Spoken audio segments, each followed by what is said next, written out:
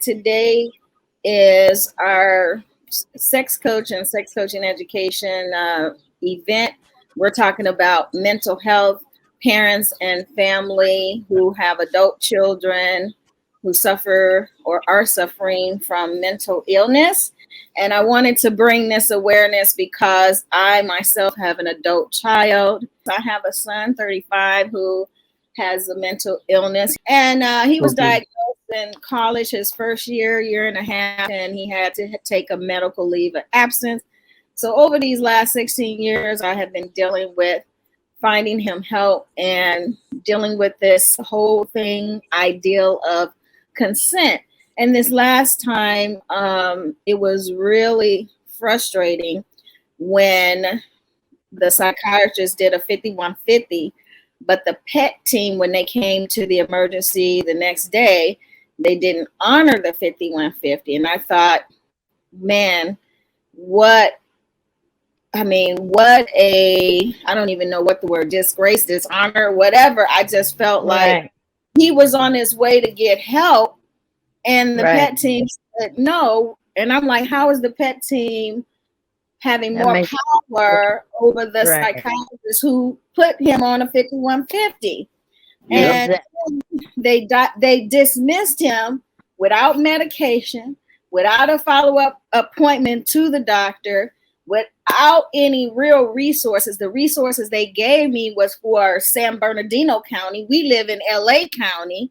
How is that helping? It was just such a mix-up. It was just such a farce. And so I gathered you guys, my friends, colleagues, peers, together, asking you to come on and share with me your thoughts, your experiences, even if you have resources, like just really let's put it out there for the audience to understand what it is to be a family member who has a loved one that go through these mental issues, and how can we help? How can we build community around it? But first, let me just have you guys introduce yourself. Let's start with Dexter, then we'll go with Miss Denise Davison, and then we'll come on to you, Lisa Finney. So let's do that. Tell people who you are, where you're from, what you do, and then after that, we'll start our discussion. My name is Dexter Smiles. I'm a professional stand-up comedian and also a licensed loan officer. I'm originally from Shreveport, Louisiana, by way of Orange County, city of Santa Ana. With 12 black folks out here. I'll be leaving a little later, so it'll be 11. And I have a child, an adult child, that suffers from mental illness. That's the extent of me.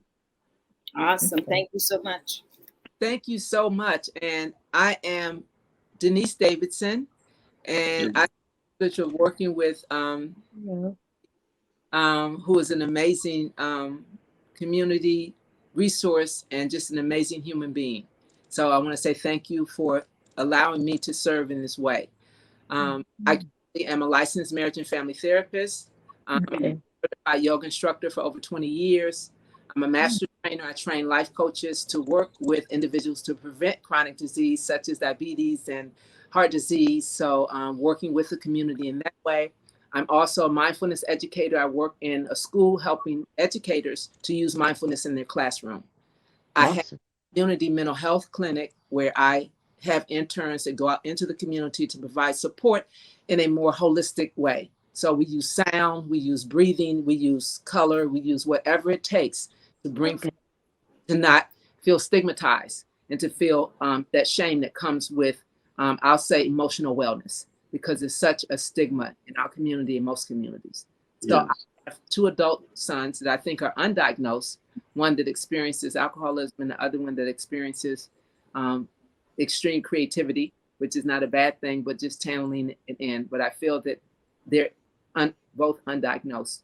And I also experience high levels of anxiety that I use many modes and tools, and I'm supporting my beloved mom that has experienced emotional imbalance over the years. So I have personal experience, and then within the community, I've been in the community over 40 years working with community to help heal our hearts and minds. Amen. Awesome. Thank you for that. And yes, and I'm working with Miss Denise Davidson under my other hat of marriage and family therapist. I am on her team of Village Mindful Wellness, and I see clients in terms of therapy, collecting my hours for my licensure as I finish up my dissertation for my doctorate's degree. So yes, me and Denise been knowing each other for years, and I'm so appreciative that you are here with me today. I really appreciate it. All right, Miss Finney. Hello. My name is Alicia Finney. I'm from California, Pomona, California. I've known Felicia through our Bible school. Children. Yes, I have three. I have three grown children. 39, no, 38, 35, and 33. Yeah. I have my middle son has been diagnosed with paranoid schizophrenia. And knowing Felicia, I'm a homemaker,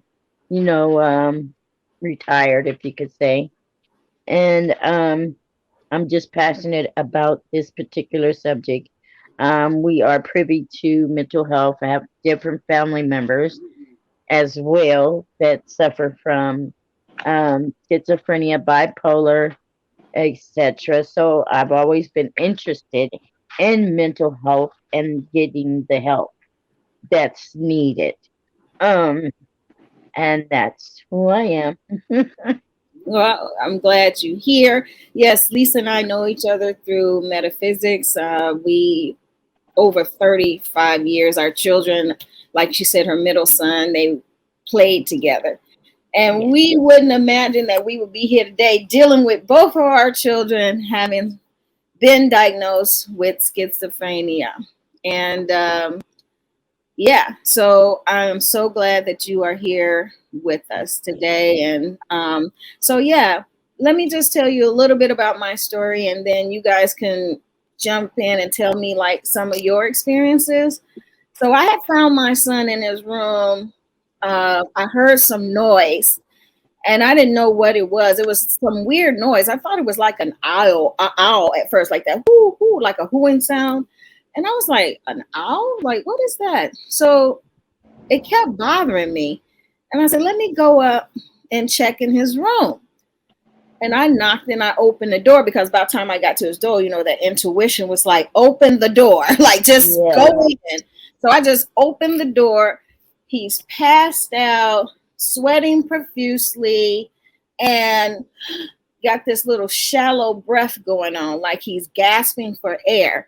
And I go over to him, try to wake him up, and couldn't wake him up. And when he did open, his eyes was rolling in his head, and I immediately called 911. And the paramedics came. By the time they got there, he did respond. He said my name, but he was still kind of out of it. And I didn't know what happened. I was thinking it was something with drugs, because they self-medicate. People with mental illness self-medicate. And so I didn't know what it was, what he could have taken. They were thinking it was that fentanyl, how that stuff it really suppresses the breathing. But anyway, he gets him over to emergency, take care of him. He's fine. It wasn't fentanyl. He did have some amphetamine in his body, but they decided to do a psych eval because they saw he was all over the place in his thinking. So they called the psychiatrist. The psychiatrist did his evaluation. As a result, did the 5150. I was like, oh my God, this might be the intervention that I've been looking for. Oh my God, like he's really going to get help this time. Not like I haven't been before, but like almost thank goodness this thing happened so this thing could get taken care of, right? Yeah. And it was going well. He wasn't he wasn't consenting in his state. He wasn't giving consent. So the doctor did his assessment, the psychiatrist, and decided to do a 5150. After that, we had to wait the next day because it was in the evening. We had to wait for the PET team. And this is what really got me, the conversation that I had with the gentleman who came out from the PET team. Mm-hmm. His conversation to me was, your child is an adult. He is not consenting. Can everybody hear me? Yes. Yeah, you kind of, yeah, I heard you then. Yeah, we can hear you. Are you like going in and out? Okay. You want to say something again? Yeah, I lost everybody. The photos had gone, so I can hear you now. See you there. Yeah. All right. I'm glad you're back. I'm glad my internet is spotty too. I hope we can make it through. So, yeah. So his conversation was, he's an adult. He's not consenting, and keeping him on a 5150 is not going to help anyway if he's not consenting. And I said, how is it that you get to take him off when the psychiatrist put him on one? And that was his reason. And then the conversation got a little deeper, and he said, you guys, you as parents want to complain about the system, but you are an enabler. And I said, well, how am I an enabler? He said, well, you let your son come in the house, do whatever he wants to do. Now, after this one incident, he just think, I just let my son come in the house, do what he wants to do, and I don't do anything to try, like, put him out to, because I'm not, I'm rewarding his bad behaviors. And I told him, I said, no, I'm not rewarding his bad behavior. I said, I have rules in my house. And I said, I did not know at this point that he was doing those kind of drugs in my house. I said, but from here on out, he won't be doing those drugs in my house. I said, but you mean to tell me my only other alternative is to put my son out, let him be homeless, or go out there and harm somebody or die himself? He said, well, unfortunately, that is true. He said, unfortunately, yeah, he would, maybe being homeless will teach him a lesson. And unfortunately, death is the end result. I couldn't believe it. I mean, he was like saying, that's it. If he don't come to his senses to consent, then yeah, I might be possibly looking at my adult son, hurting others, hurting himself, and being killed or kill himself. I couldn't, that didn't set right with me. And I just had to talk about it, because why is it that they talk about stigma on the health, people getting help. But I think people who treat people with mental health have stigmas, and they have an idea or a bias towards people who have mental illness, because I don't understand, how do you think a person who has a mental ill can actually give consent? When will they ever be able to do that? So with that being said, can you guys really help me out to understand what is a parent to do? And Felicia, we talked about this. It's a broke system. So I think us, coming together with other like minds and sharing resources and getting support, because that was a totally unacceptable way to respond to you. I mean, you're in crisis, your son at that point, and for that to be a response was totally unacceptable. And we know that there's a lot of cultural biases that happen, even if we look the same. That still happens. But for him to allow this behavior, and for him to assume that without really consoling you, because that's what you needed, to console you and to support you through this. But we know the system is broken. A lot of people that are working in the system are hurt. Right. Ill. Yeah. Hurt people. I just felt like, I mean, if he had an ounce of compassion or empathy, like even if he had a child or a relative or something, right? You don't say this to a person, like, unfortunately, that's what you have to look forward to. I couldn't believe it. And unfortunately, that's the protocol. That's what you get. Yeah, she has a daughter who was diagnosed when she was in college. Hers was drug induced. So she had to go to school and get her picked up. And since then, she basically had to sort of form a partnership with the police because her daughter is about 6'2", 150 pounds. She played rugby. And Wow. she was afraid that the police would end up killing her because, Exactly. she wasn't diagnosed and then she would have an episode. So she had to literally go to the police station and, get a whole Make them aware. chance to say, this is my daughter, this is what's going on. So they would know because she was. I did the same thing with Pomona police officer here. They know he has a mental illness. Like, please, when you see him, Right. Yeah. You have to, that's the first piece is to advocate to get all of the supposedly peace officers involved so that you know how to handle. But since then, she's been really supported because her daughter had been to jail and she was in a program. She got out of the program and then she has housing. So she did get the result because she was put in a program in jail that dealt with the person's mental health issue. So she was in that program. So that was, jail is not a good thing, but it was a good thing because she was able to, and then in turn housing because she got a lot of resources. But why does that to her going to jail? To get a jail. Why take going to jail? To get help. But she wasn't exactly just having manic episodes and in the street in this place and her just her doing what she was doing to try to help her daughter. So wow. Yeah. I'm sorry, go ahead, Miss Lisa. I believe you do have to become you have to engage yourself with all programs. And like when it first happened to my son, I was clueless. I'm gonna be honest about it. Was too close to see that it would happen.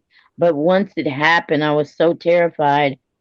And he tried to set himself on fire. Wow. Because it was getting too. But prior to that, I called the police, and because his ramblings were becoming aggravated, if I can say, and I kind of felt nervous. So the police came, and they basically said he's on meth. Now, at this time, I'm not saying he didn't use meth. At this time, he was with me, constant supervision. I knew he hadn't did any drugs. And I was trying to tell the officer, he hasn't been anywhere for well over 3 weeks. I've been here and he's been having this behavior because he talked really loud and just walked and rambled on like the voices, I guess. And so they wouldn't help me. They said, if he's not harming you or someone else, there's nothing we can do. But he argued with me that he was on drugs. So anyway, past that, once he got tired, it took about 6 grueling months. I was blessed, I must say. He decided, like he said, I just want to kill myself. And that was my trigger. I called the police and he didn't back up for once because we tried to take him several times. He's jumped out the car. They just don't want to go to the hospital. This particular time he did. But my point being is I got in the doctor space. I asked for mental health technicians in programs, and I caught the bus. I didn't have a car. I talked to the mental health people, like, give me some stuff.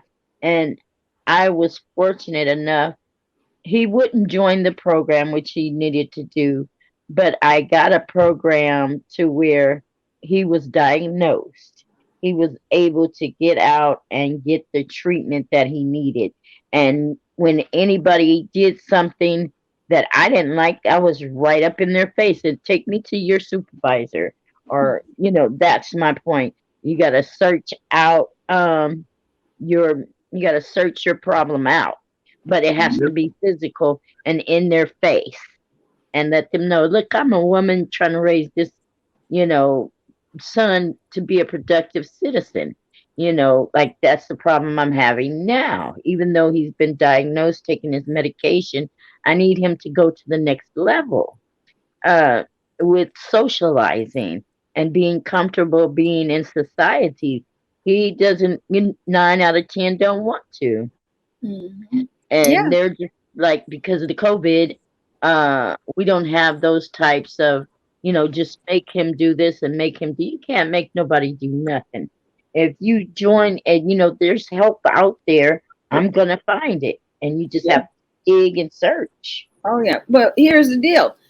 After the hospitalization, we went over to Tri-City, right? And Yeah. signed up. They said, okay, we're gonna give you a call within 24 hours. His next appointment date is in Right. July 22nd. Wow. So I'm like, Yeah. what can happen between now and July 22nd? It's like, where is Right. A lot of terrible things can happen. immediate help? Right. So, we lost some time when he was in a state of mind to consent, and he had the medication in him from the hospital. By the time I found out about the behavioral center, that's 24/7, Okay. now he's back in his ways of don't want to go, don't want to consent, can't make him go. So, needless to say, my son is out on the street because he chose, not that I put him out, he chose to go because he don't want to consent. Well, that's where we need to figure out how to either make a bill or something, because legislate. Yeah, they're overwhelmed in the streets with these children that have mental illness and hurting people and homelessness. They want to get rid of the homelessness, but you got to treat the mental health first. Yep. And Felicia, I just want to mention for those that may be watching that don't know what 5150 is. Yes, please. Because that's basically when they decide that that person needs to be hospitalized. And for a certain amount of time. The 5150 is a 72-hour hold, and there's some other codes that are longer holds than that a psychiatrist or a person who is licensed to put people on hold can choose to use if they feel. Yes. 50, and then they disregarded it is really that I hadn't heard before. So that is just, that blows my mind. That he 5150, he would have gotten help because he would. I think because so many facilities are overwhelmed, overbooked. They probably didn't overbooked. Yeah. Okay. I guess I'm the lucky one here. My son DJ, he's in a facility and he's been in there for 6.5 months. Okay. And they just started, started letting me see him like about 60 days ago. Thank you, God. Thank you. He's stabilized. I had to have a heart procedure earlier this year. And I had told him before that I got to hurry up and get you out of here. You got to do right, man. I'm going to need you to take care of me. Do you know the next day that I got out, he was the first person to call me. Dad, how did your procedure go? I learned one thing: once they're stabilized, we have to give them an agenda. They have to know that they're responsible to do something.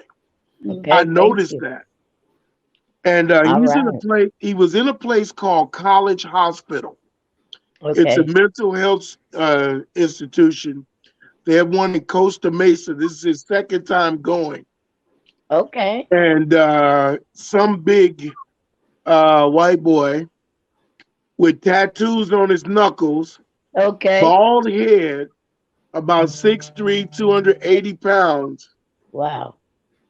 Hit my son and cut him across his eye. He had to have stitches.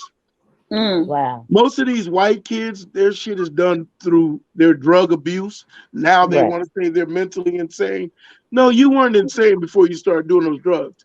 Because, see, I went to school with them here in Orange County. Okay. I went from a black high school to I was number 14 black kid. Right. And the first 7 days I seen, I noticed how white folks let their kids do anything. They had a Right. place for 14, 15, 16, 17, 18-year-old kids to smoke cigarettes on campus in Right. 1980. Wow. They had, in that same first 7 days, I saw for the first time in my life cocaine and acid. Oh, yeah. Wow. They had a drug bust 5 months later. 2 teachers were involved. But they want to call the black school I went to, who's never had a drug problem, Right. the bad school. Right. And, Right. out here, the difference is in Orange County from LA County, where you guys are, it's white folks. So they care about their mental health because they have their kids on drugs. And now they call it mental health. So they'll Okay. make facilities for it. My son just happened to be here in Okay. this county. That's why Right. he's able to get the help. Mhm. And he's stabilized, and you talk to him now. He calls me 2 or 3 times a week. I go see him. He told Okay. me, he says, Dad, I'm ready to get out. And so I do stuff like I have to take medication. I go Right. visit him. Now they allow me to visit him.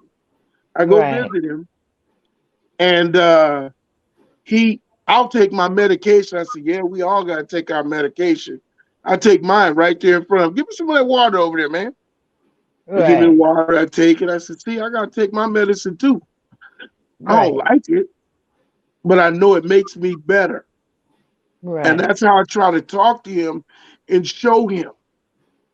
The first time Hmm. he ever went, the voices were telling him that somebody in the house was coming to harm him. So he took all Right. the knives and threw them in the swimming pool out back in the backyard. Called Okay. police, and they came over, and he was walking back in the house with one of the knives in his hand. You Hmm. know, the white Okay. police, they went straight for their guns, not the Right. taser. They went straight for the gun. So they took him. The one cop said, "Oh, I know him. Thank God," because the other one, there was 3. The biggest one of them all said, I hate calls like this. These calls hurt. I don't like calls like this. I said, he needs more training because he Right. gonna kill somebody's child. Right. He Right. gonna kill Right. somebody's child. He need Right. more training. Right. Right. So that particular time, they got my son. This is the first time. Got him on his medication. Stabilized him. Mhm. They took him Okay. from the higher level facility. Once they got him stabilized to a lower level. When they See got him that? to the lower level, he was there for 3 weeks. Then they started letting him go out for an hour or two in the area right by the facility, and they had to come back in an hour or two. They do this, then he finally got out. So he gets out about 2 weeks later, he's stabilized. He goes and gets a job at Taco Bell. I'm like, cool, it's working. He got something to do to keep his mind moving, where he's Right. not sitting there letting that devil kill his mind. So he says, okay, he saves his money, goes, buys a car, and negotiates the loan thing by himself. Nobody was Right. with him. They're intelligent. Yes. Then from there, he says, I need more money. He goes and starts Ubering while he's still working at Taco Bell. Hmm. Then he says, I need even more money than that. He goes Okay. to UEI, becomes an HVAC tech, heating, ventilation, and air conditioning. Okay. Graduates with honors. Walks across the stage. He gets a job. First place he went to, they hired him. They Okay. started him off 16 bucks an hour. No more Taco Bell, no more Ubering. But by the way, he was Ubering and Taco Bell while he was going to school. Yes. Yeah, had him on his medication, doing what he's supposed to do. Right. Gets the job, doing his thing. He's working. He's there for over a year. The psychiatrist says, do Uh-uh. you want me to Uh-uh. take you off of your medication? Oh no. In 2 months, you guys, Mm-mm. lost his job, lost his car. 2 months after that, he walks away from his mother's house. We did not see him for 26 months. We didn't know where he was. He lives in Mission. If you know where Mission Viejo, California is, Yeah. South Orange County, some 70 something miles away. He's living in a tent next to a creek in Culver City. This brother named Paris sees him homeless by Ralph's in that parking lots of Denny's, all kind of little food places, everything. He says, I stopped to talk to him because it's very odd to see a homeless black man in Culver City around all the white folks. And so when he told us that, we said, hold on. He thinks he's normal because he grew up in white Mission Viejo. He don't think he looks like a sore thumb sticking out because he grew up around where it was 13, 14 black kids at his high school. Right. You know, so he doesn't think he's odd. And he said the one thing I could say about him is he never asked me for money. He always asked me for food. That lets me know he's not on drugs. Because if you're on drugs, you ask for money. Yep.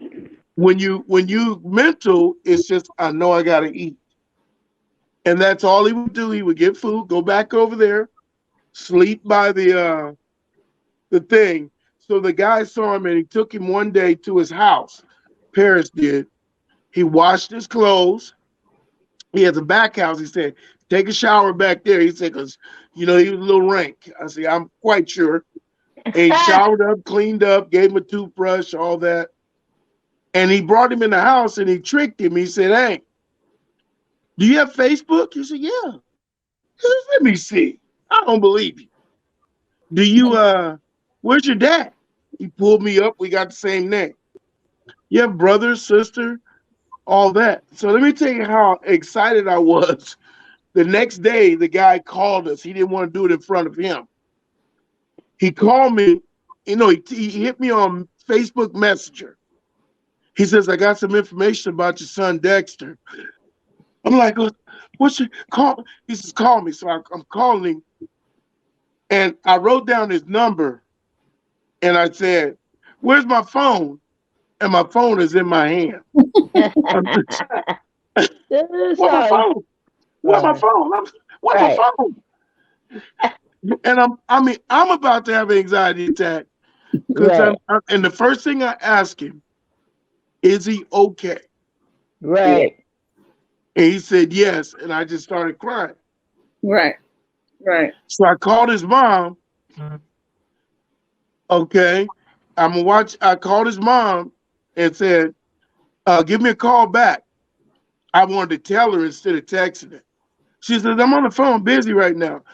I said, I text back, I said, it's some information about DJ. You know, they have to call me in 30 seconds.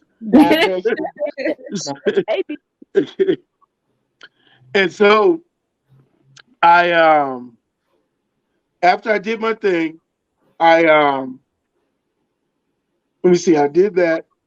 And we both got on the phone with him. He told us he's safe. He told us where he was. I said, I know exactly where that is. I told his mom, I'll give you the address. Don't worry, I'll get you there. Right. So I sent her the stuff. His two sisters, my youngest son, his mother, and my best friend as a pastor. We all went up there. He wouldn't leave with us. We bought him clothes, water, everything he wanted. The next week, his mother and sisters went to go see him. The next week, I went to go see him. And I called my youngest brother and I told him, I said, hey, I found DJ. He said, where you at? I'm on my way.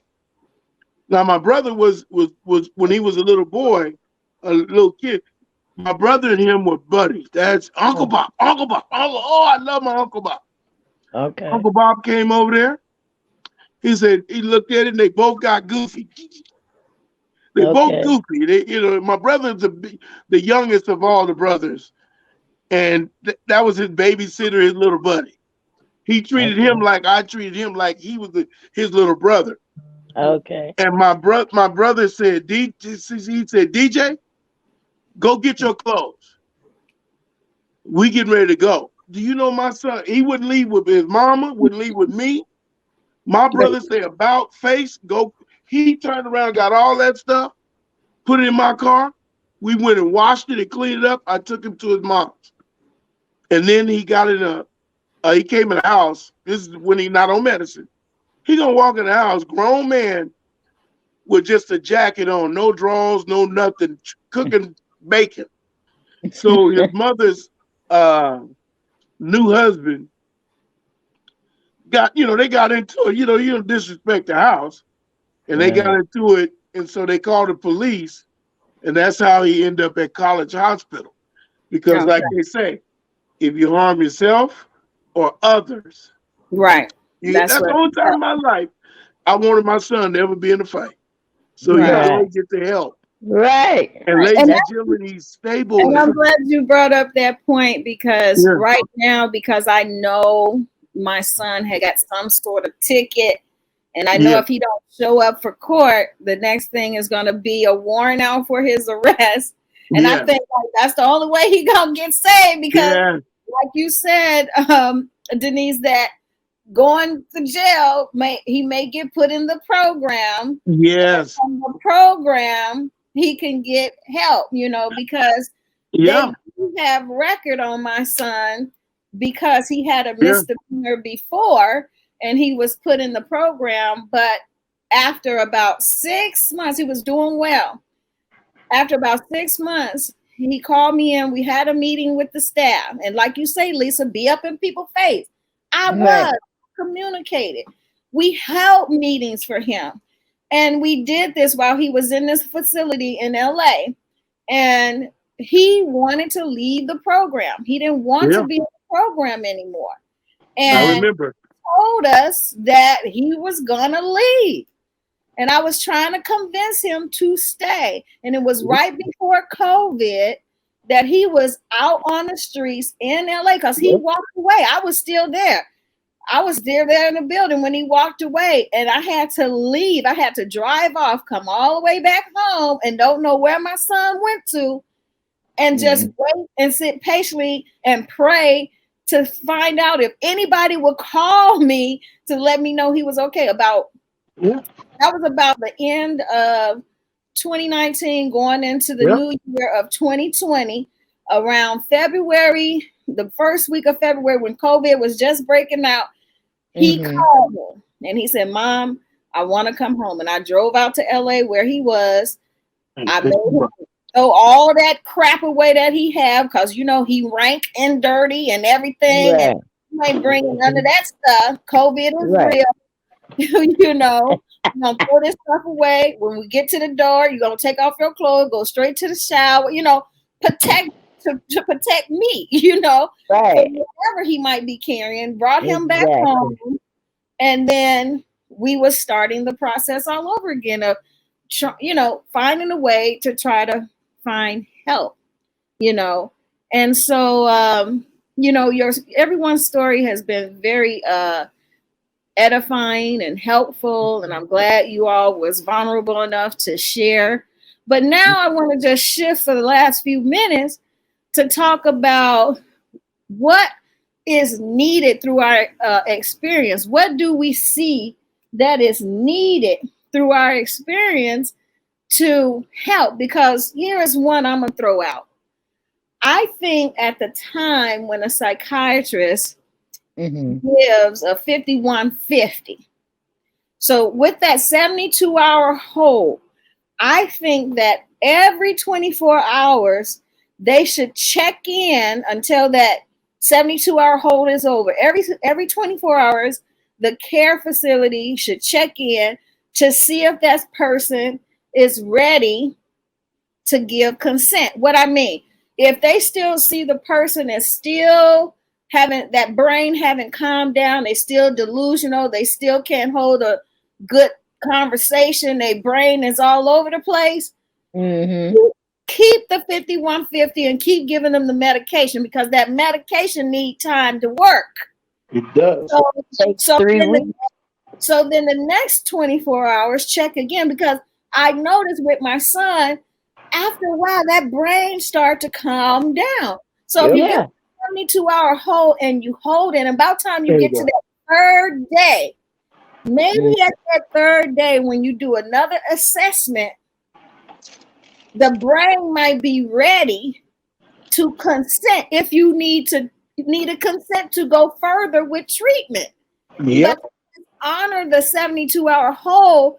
That's the start. Just make sure you honor it. And as you honor it, do these evaluations so that you can document and keep record of what is really happening with the patient so that you can strategically move forward. Because I felt like if they would have just honored it and held him for a few more days, I think at that time, not only even if he rejected the consent, he would have been calmed down enough for me as his parent to get him in a program.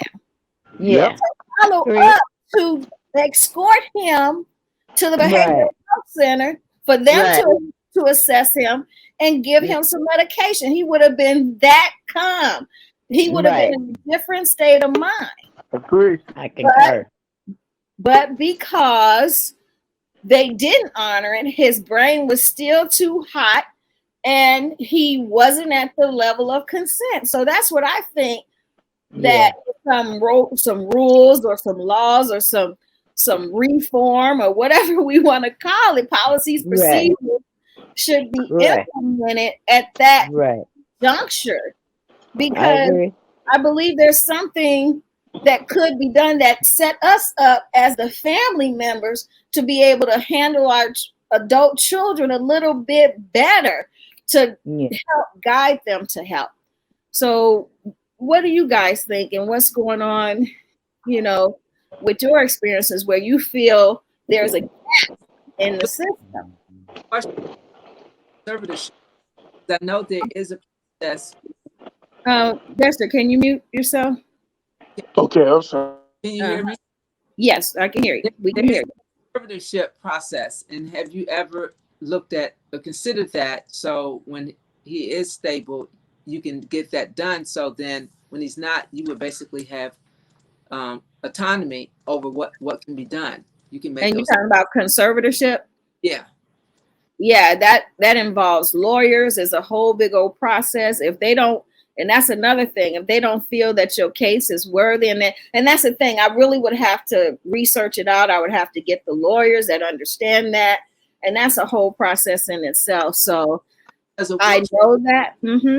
I've done a workshop before, so I don't know. And I know the sister that I was talking about, whose daughter went to jail, she was in the process of doing it. I don't know if she needed it because she went to jail and then she ended up getting in the program, and so it got okay. So because other than that, it's not anything that you can do that's gonna override what he says. Whatever. Exactly. And I don't want to set up animosity because they do have feelings. They do have, I understand the rights and everything.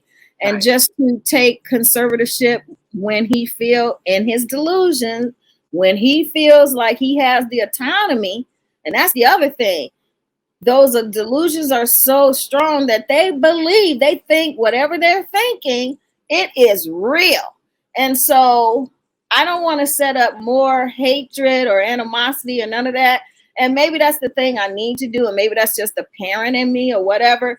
That maybe be that in that part, the enabling part, don't get the conservator, but I don't know. I'm learning, even though I don't deal with that kind of population, even though I am in the mental health field.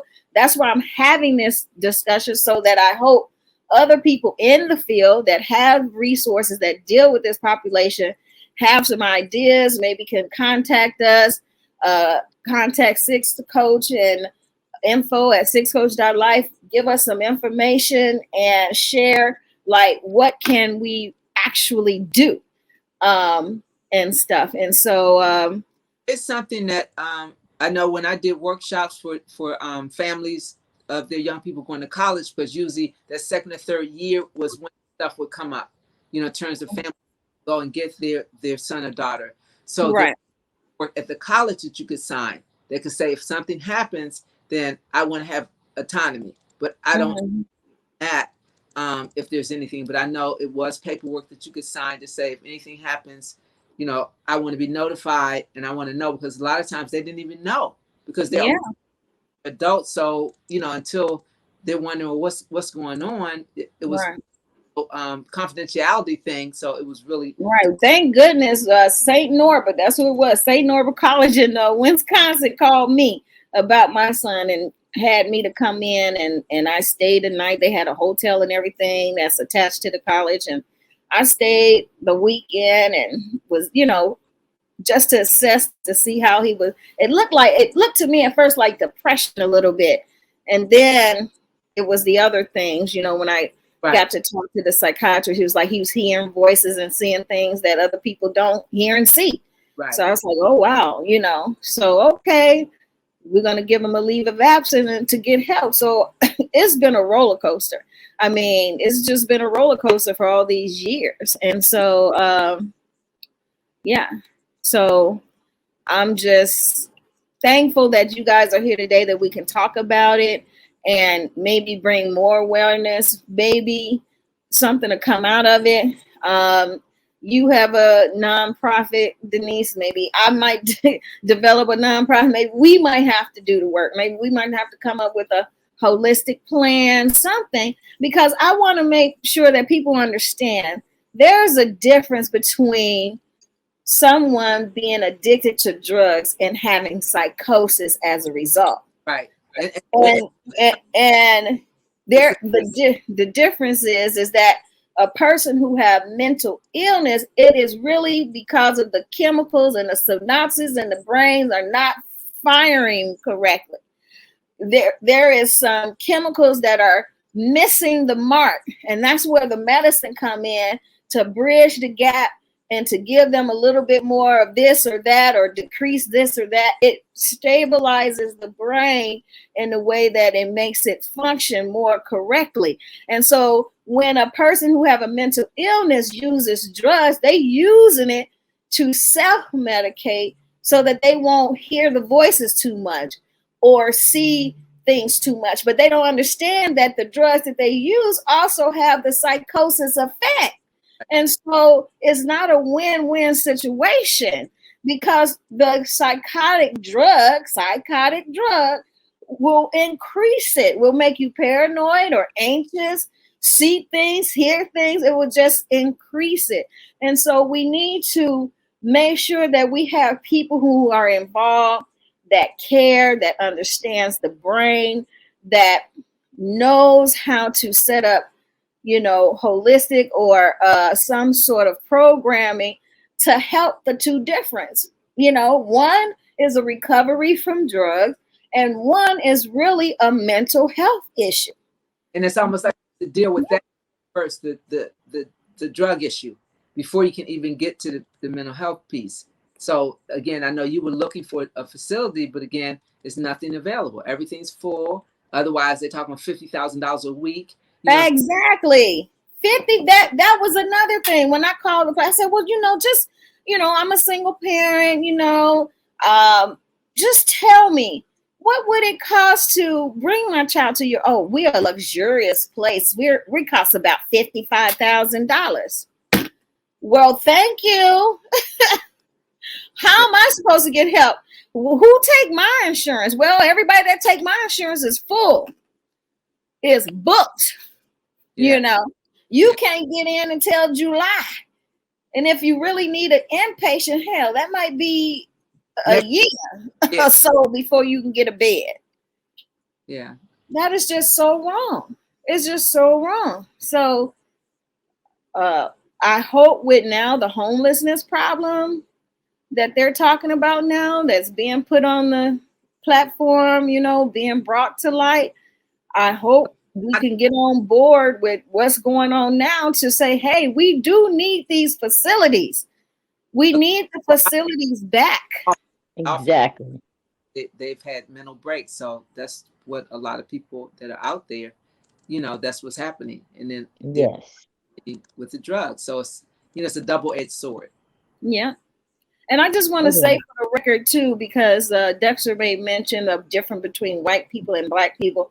Well, we should know at this day and age, this is for the audience, that in the last few years, we have seen the injustices done to black bodies. Okay. So it shouldn't be no shock that even in the mental health field that we will hear someone talk about some injustices in the mental health field regarding how people of color, especially black people, are treated in the mental health field versus those who are who fit the Western stream, paradigm, white, as we know it. And it's unfortunate that we today, to this day, still have to deal with race. Race is a constructed ideology.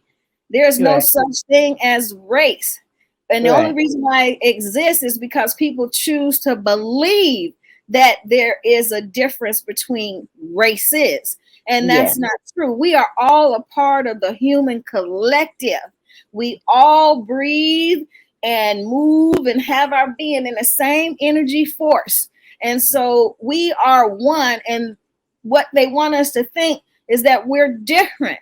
And as Right. a human being, we are not. And everybody deserves the same treatment, Yeah. healthcare treatment, just social, anything on a social level, anything on an economic level. We all deserve the same fair chance. And if we are coming from behind, then that means we don't just need to be equal. We need to have what they call it was just on my mind, not equality, but shoot, why is it shoot? It's slipping my mind. Equity. That's what we need. Give us a boost. Give us some equity. Help us Right. get where we need to be. Because for Right. so long we have been put behind and left out. And if you don't want to help, then don't stop us when we make up our minds to give our own self equity, because we can. Once we get Yeah. out of that poverty stricken mind and know that we are great and we can do whatever we want to do as long as we put our minds to it, let us be. Let Right. us be, and let us begin to build and not worry about what other people think, and know that Hmm. we are great and we can bring about change. And that's why I had this show today, because I want to help bring about change for the adult children who are Yes. suffering from mental Yeah. health. Okay. And Yeah. before they get out there in the street harming others and harming themselves, that's too late. And why would we Right. want to be a world that is okay with death? Why are we Right. so okay with people dying and other Right. people harming other people? Why Right. is it that we don't want to just do something different to save lives, instead of being like, okay, that's just part of life, die? It just seemed like all the systems and medical models, it leans towards, oh, well, you're going to die. There's nothing else we can do. No, I think being a spiritual being in a human body, there is a lot we can do. We just have to tap into it. We got to know we can do it. And so I hope with that in our conversation, we could begin to go down that road and find some solutions, find some answers, you know? I And appreciate this forum. I want to say I appreciate it. It's something that I am passionate about, and I welcome the information that you had to offer. At this time, I have to step off, okay. but at any point in time, I just say we have to become active in this and passionate about this particular subject. And again, I appreciate each and every one of you guys for coming And I, on, and because it is a very frustrating situation as a parent, I would you agree know, with and to know that there are some that want to do something about it, at least come up with something. We need more people, we need more programs, we need more facilities. and in that we need more education. Right. And I'm So that, and thank everybody for being transparent, because I'm going to have to get off as well. Yes. Thank. Yes, we have come. Yeah, we are definitely at the end of this program. If you have to leave, I want to just thank you guys for coming on. I appreciate you ladies, whether not guys, but ladies and gent, for coming on and sharing your story and being vulnerable. I hope people hear us across the nation and want to jump on board and give comments and to help us out in the future. So this will be, it's recorded. It will be posted for future listening. And I'll keep you posted on whatever comes up out of it. But you guys make sure you have a wonderful weekend, Memorial Day weekend.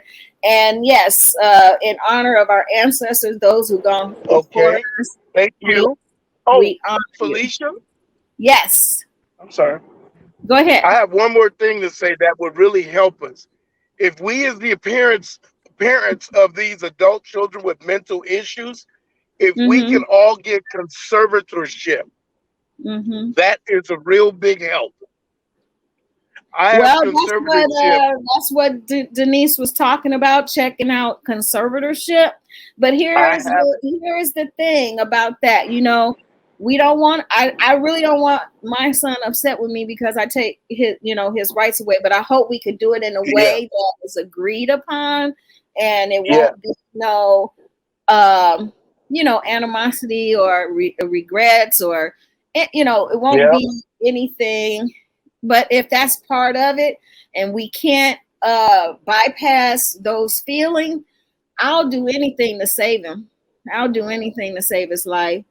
I'll do anything that I in my power to make sure that he is taken care of. So if conservatorship is it, if that's it, and that's the way, and that's the only alternative that we have now to get, because this revolving door will never end, then that's the only way it can end is by me taking over conservatorship. Then that's what would have to happen. Yeah. So you enjoy your day today. Make those people laugh. Yeah, I got jokes ready. Jokes ready to go. Well, I appreciate you joining us today. And hey, yeah, like I said, this will be posted later. Make sure you tune in and listen to it and share it. Click like and share, and leave your comments. I really appreciate everyone for showing up, and have a wonderful, wonderful weekend. Yes, ma'am. Thank you. Peace out. Remember, you guys, mental health is real. It is real. Most definitely. Very, very, very, very real. All right. Take care. Have a wonderful day. Amen. Amen. Take care. Bye-bye. All right. Bye-bye, y'all.